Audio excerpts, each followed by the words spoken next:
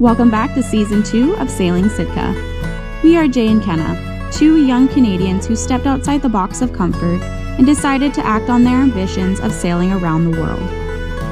We first set sail from Victoria, BC, Canada, and have been adventuring around Mexico ever since. In this season, we'll be sailing on, further south and closer towards our dreams of exploring everywhere the sea touches. So sit back, subscribe, and enjoy the ride.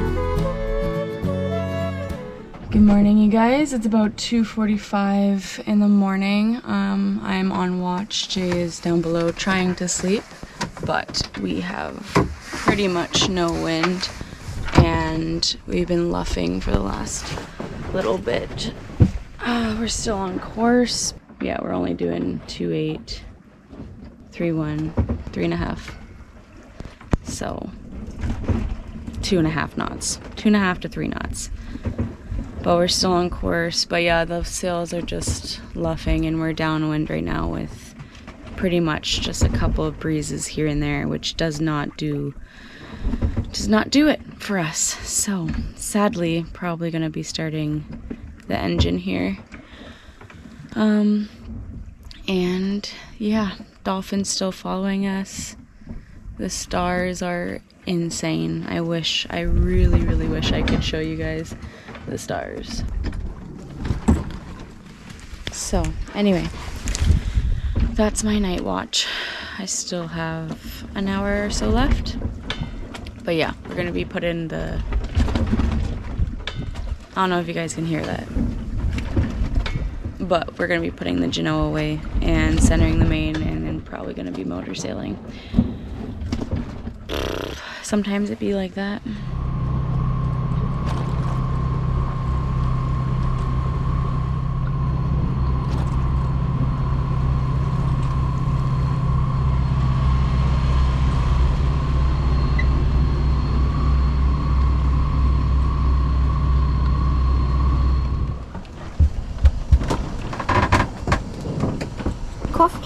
Coffee?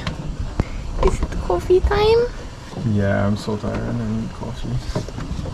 I need coffee. My hands are so raw right now. 2 weeks of not sailing, and they're like, just like, yeah.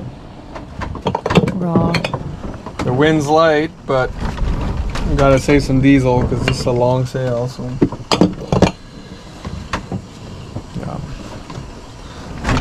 What it is. Day 2, 8:30 in the morning. It's always the hardest to get into a rhythm for the first day and night.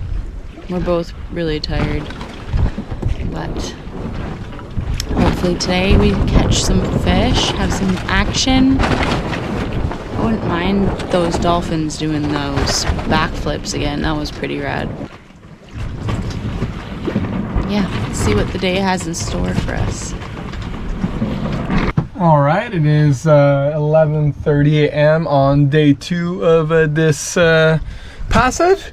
We are currently sailing wing on wing at like what, 4.5, 5? Yeah, 4.5. 4.5 on course, which is good. It's a lot better than motoring.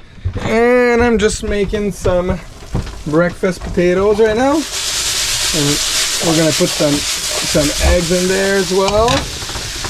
And yeah, it's pretty stable down below, so that's nice. Wing on wing.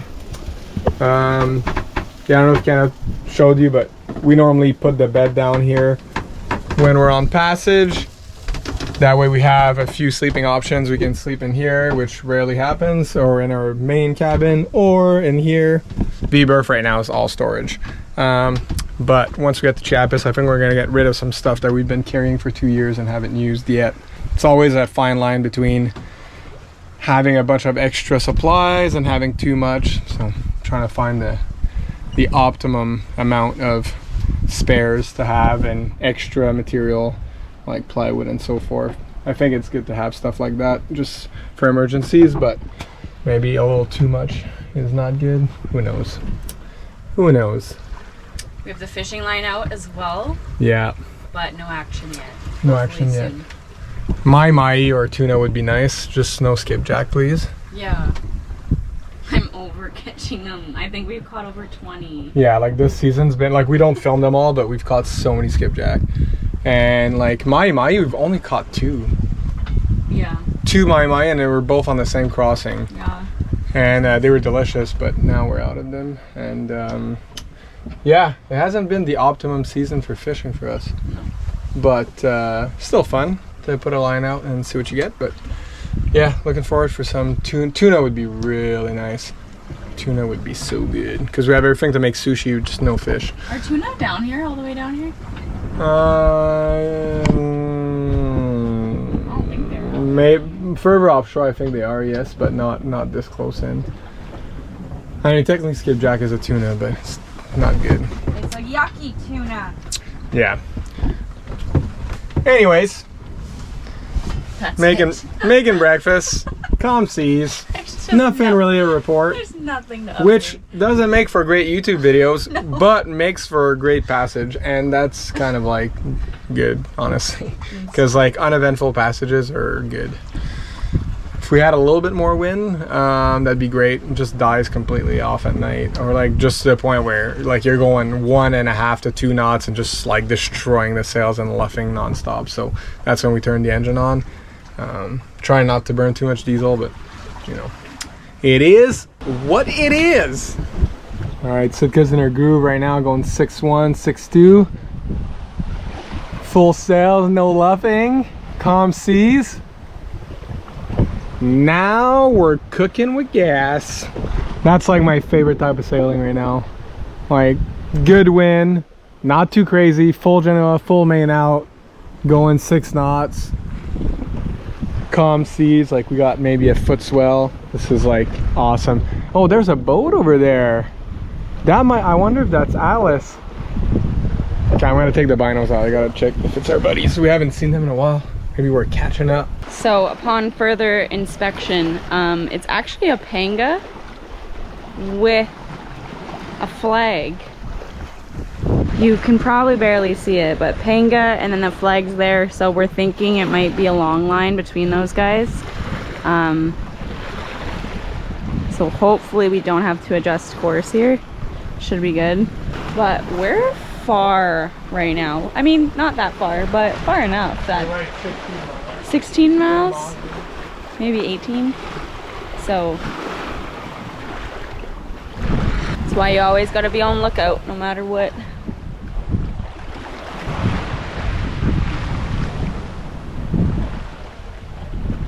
We're about to cross I mean, this imaginary line where this flag is.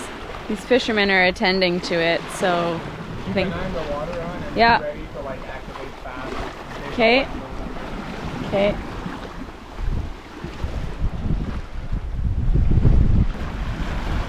There they are.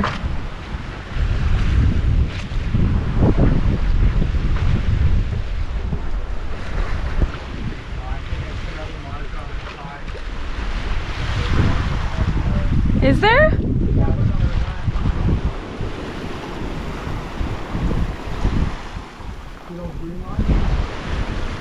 Oh shit. Oh, they're coming to us.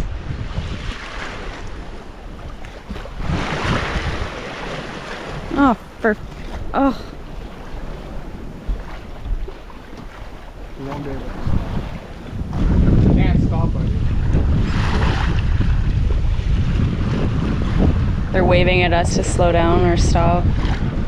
It's not how it works.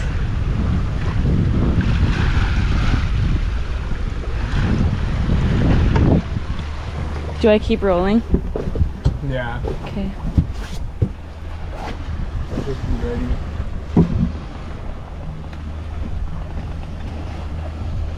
It's gonna fall on there.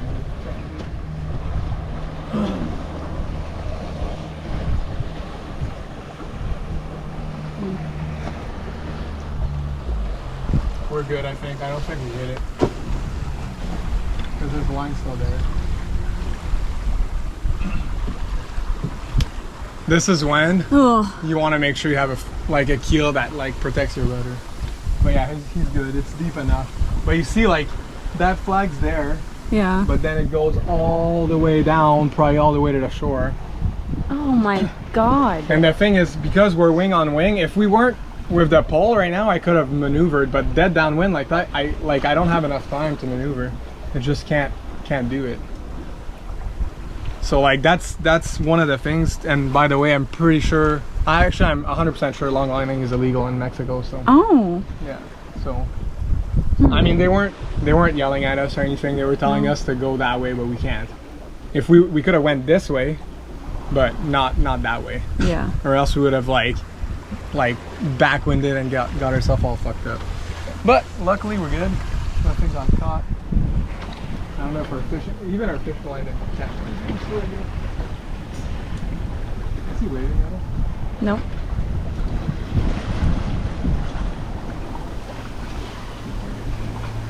I think we're all good. Yeah, we're definitely past it. That's scary though. Yeah, we're going 6.8 knots, so we're definitely by it because we wouldn't be sailing pulling a fishing line at 6.8 knots. And that's the thing, like I just went down like to use the heads, like numero dos of the day, and like I came back up and like in like 5 minutes, like there's like, I thought it was a sailboat because I saw like a flag. It looked like a faraway spinnaker, and then I looked in the binoculars. I'm like, holy shit, that's a fishing flag. And I'm like, usually those mark freaking long lines. And then I couldn't see the other buoys until they were way too close. I didn't know what side it was going on. So yeah. Sometimes they don't, like most of the times they don't even have flags. Yeah, a lot of times it's just Coke bottles string together. Like all the other markers on them were like green bleach bottles that you can't see until you're literally there. And like they're like, move, like it's not a powerboat. Like we can't just turn 90 degrees. Especially wing on wing with like the spinnaker pole out. So yeah, we're good. We didn't hit anything, so that's good. I'm really happy about that. And then there's a big cargo ship on the service out. But that's good. Nice. All right, a little bit of excitement for you guys. Yeah. Let's keep it down on let's keep it to that. We've had friends, like we have our buddy Nick on his way from La Cruz, which is in Banderas Bay where Puerto Vallarta is, all the way to Mazatlan. They hit 7 long lines, which required him to jump in the water, I think, almost every time. Yeah. Terrifying. Yeah. There's absolutely no way I could do that. For us, like our keel is way deeper than the rudder, so like if we're going fast like we were, like if we do hit it, it would just like scrub the keel and go under, and like we're going fast enough that it would clear the rudder and the skeg. So like potentially that's what happened, or maybe we didn't even, it was low enough that we didn't hit it. But either way, it's good. If it did do the rudder at the bottom or the keel, that's perfect, because I just cleaned the hull, but I'm not good enough to go all the way down to the bottom. So wouldn't that be probably nice? Scrape the like barneys off. Gave us an extra half a knot of speed.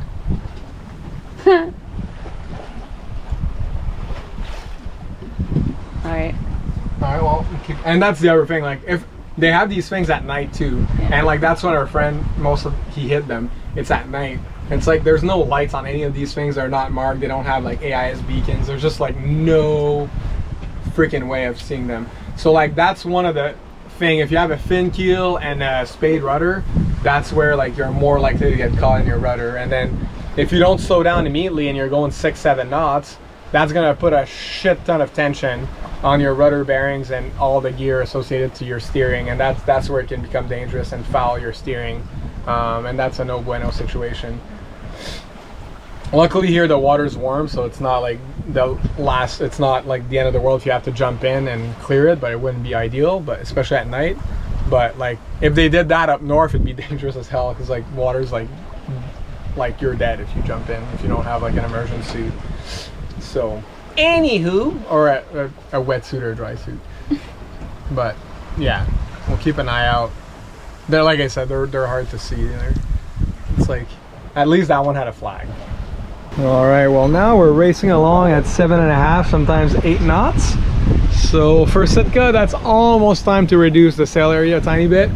So we'll probably leave the full main, but we'll probably take reef in the Genoa here. When you think you have to reef, you should probably reef, so we'll probably reef. 6.7? Yeah. And now we're more on course too, because we were going a bit too inland. Now we're 109. Nice. Yeah, 6.8, 6.9, 7, 6.7, 6.6. Good call. Take that. It says right now we'll get there tomorrow at 9:30 p.m. at this speed. Let's do it. It's not, I'd be doubtful that the wind continues. We'll probably get there, not tomorrow night, but the morning after. We got 2 more nights to see. But finally we got good winds, that's nice. Gosh, the winds.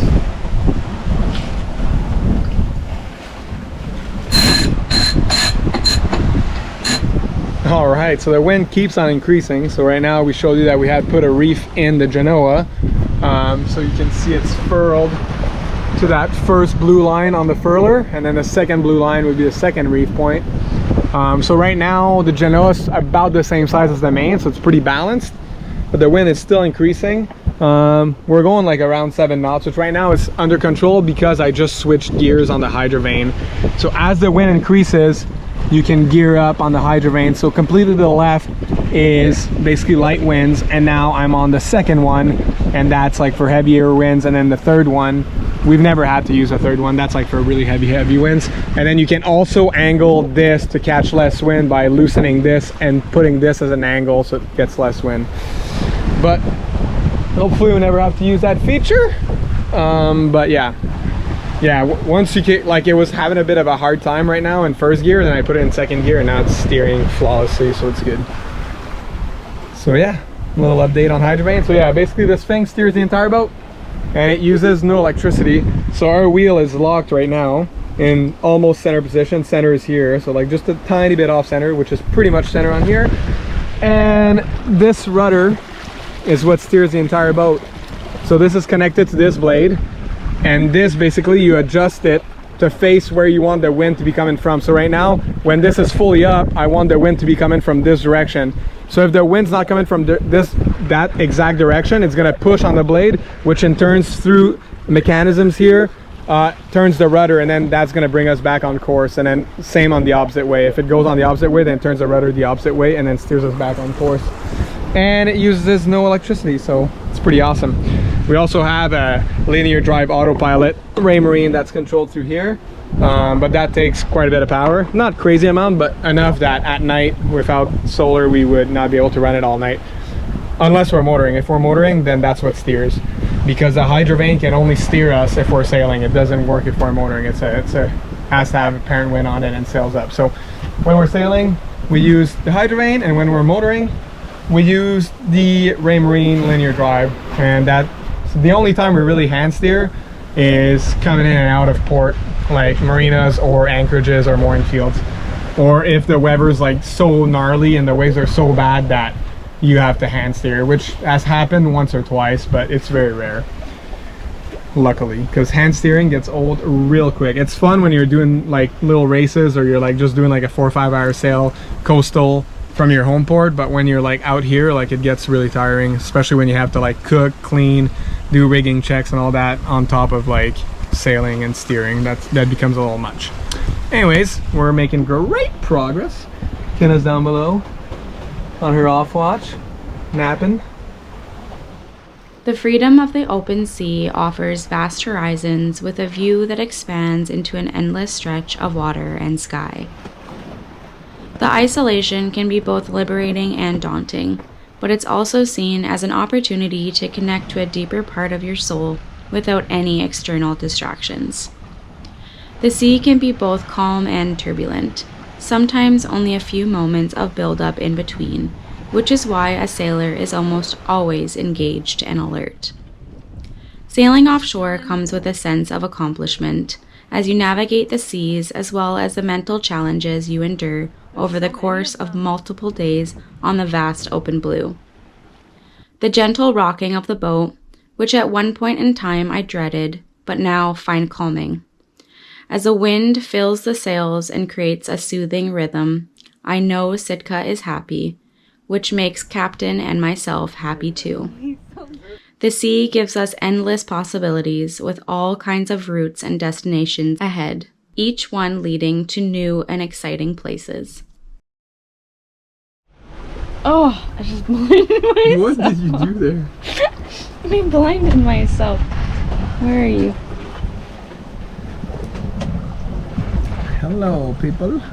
We're doing a watch turnover. Well, it's been a watch turnover for 45 minutes. Yeah, we just finished watching an episode of Game of Thrones.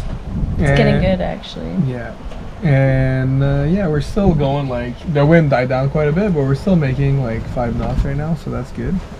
And on course, wing on wing right now, full main, full Jenny. The hydroplane steering, so that's nice. I think we had a big cruise ship just pass us on our starboard side. Yeah, giant. Yeah. Yeah, they're heading probably to same places we're going, Watuko, because there's a cruise ship dock there. And apart from that, crazy amount of stars tonight. Yeah, like, that's why I've been staying up. Like insane. 'Cause there's a moon, but it's not up yet, and it's like tiny, so it's super dark. So like, it's like we're in a giant globe of stars right now. It's super rad. So I wish we could show you, but we don't have any camera that would do any of this justice. True. So you wouldn't be able to see anything. But the stars right now are insane. Yeah. You're like in a globe. Yeah. Of stars. And yeah, we showed you guys earlier when we ran over a long line there. Well, that happened again. We did another one later on that day. Yeah. And luckily, I guess they're either like deep enough that we don't hit them with our 6'1" draft, or it rubbed against the bottom of the keel and cleaned the barnacles off, and we didn't notice. So either way, it was a happy ending. All right. Say goodnight. Good night. We'll update you soon. You.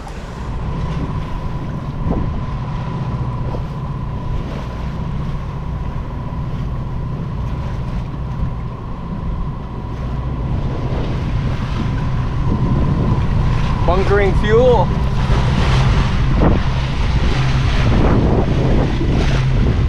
In the Navy, we used to do razzes at sea, like a giant like supply ship full of gas would basically come, of diesel would come right next to us, and we transfer fuel, connect the ships together. It's a little easier.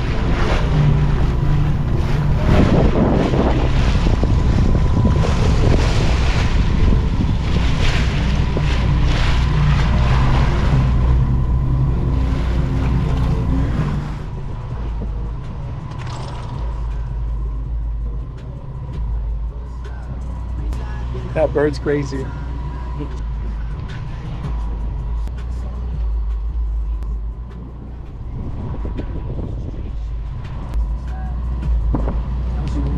my god, it landed! What is he on? The spreader! Really? Jay! Jay, he's cute!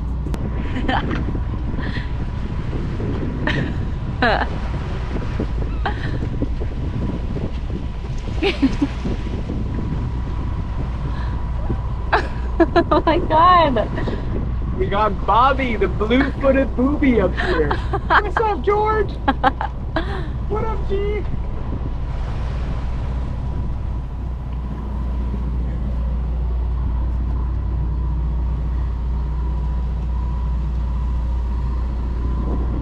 Trying to balance. Oh my god, he's so cute! Well, we got George, a blue-footed booby, on board, so maybe he wants a little ride to Watuko. It's weird because it's not windy right now, it's all motoring, so it's probably just chilling. It's like land's not that far away, so he's probably just chilling like a villain.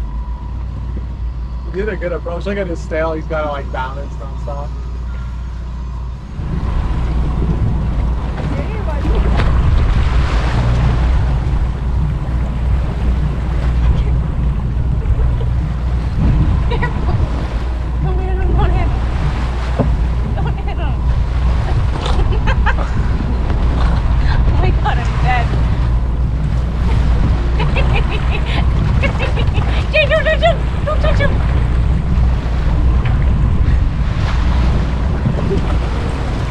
That's gonna be fun as fuck. I need to watch it right now. I need to watch it.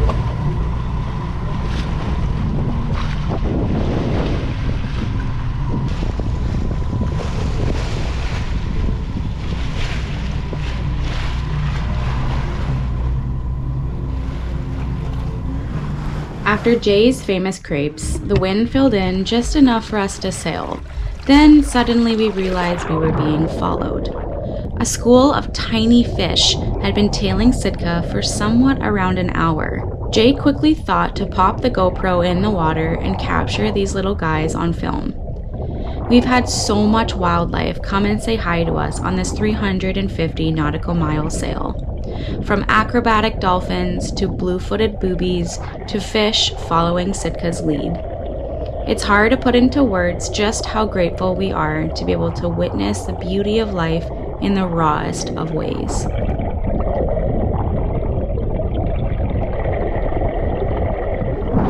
Just finished eating some tacos for dinner, and we came out to go do, I came out to look at the horizon, just do my checks, and we found another long line in front of us, and it's just giant. And in between the flags that are probably like, I don't know, 3-4 miles long, there's little floats in between them to mark the line, and it's huge. And earlier we went over one of them and it just slid right under the boat, but we're going to go over another one right now, see if I'll get on film. And yeah, we just have to be like aware just in case it gets caught, especially on the hydrovane rudder. So Jay's back there with a boat hook, and we're going dead slow right now, so that's also the worst, because if we were going quicker, we could just go right over the line. So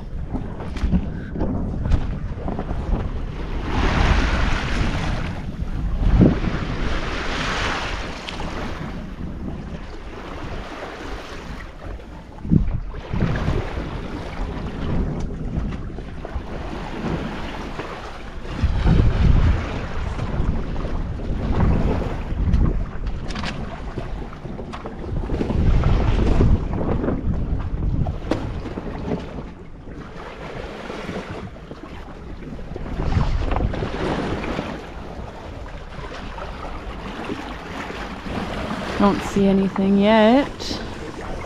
I don't see anything yet.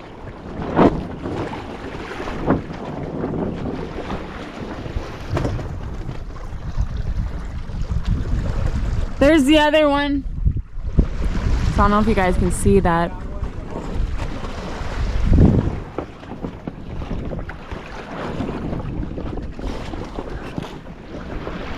So there's another one, and they're lining right up to the flag over there. Oh, there it is! There it is! You guys see that? It's purple! Yeah, we're going over it! Nice, we cleared it. Cleared it? Yeah. Jesus Lord. Cleared by like an inch, like literally, like it goes like this far off the freaking. I hate that. Yeah.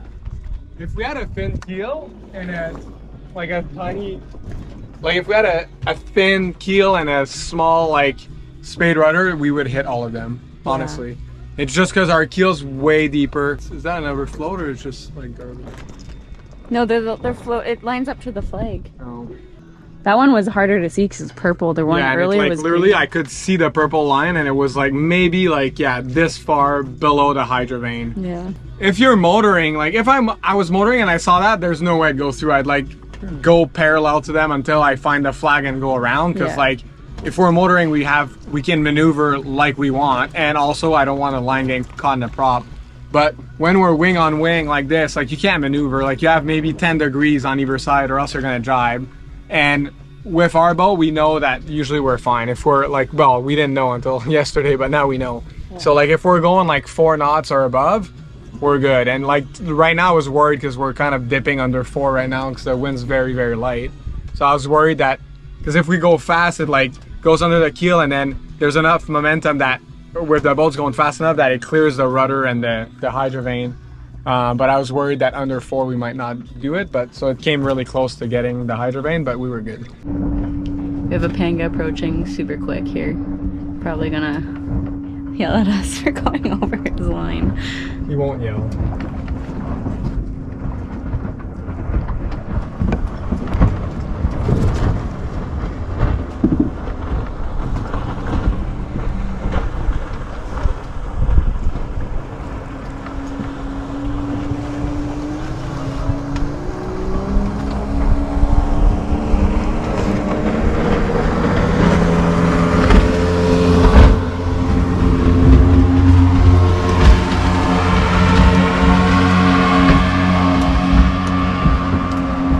kind of stopped until you stood up. Yeah, that's why I wanted them to see that it's not just kind of chilling out in the car. That was kind of weird, huh? Yeah, I mean, for the most case, they're just curious, but you know, it's like anything. Make yourself a harder target, I guess. The flag's right there, so they're just attending. Yeah, they're just going to check on their gear.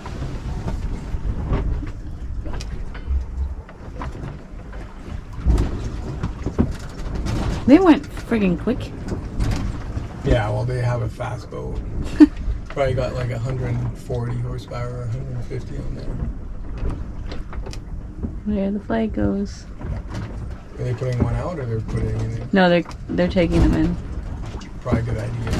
It's about to be sun. We were like 5 minutes away from like not going over it. Because I just collected it all. Yeah, literally. Like what? Okay. Don't look like it was much successful either because they're just pulling it out. I didn't see any finish. Thank you for watching this week's episode of Sailing Sitka. Soon we arrive in Watuco and experience the worst anchorage of our lives. But that's all next week on Sailing Sitka. We're in a medieval torture machine right now. Holy crap! Oh, the winches almost went in the water. Oh, Jesus. Thank you for watching this week's episode of Sailing Sitka. Stick around for more to come. If you enjoyed, please spread the love and let us know. Special thank you to our Patreon members for making these videos possible, as well as helping our dreams come true. See you all next week.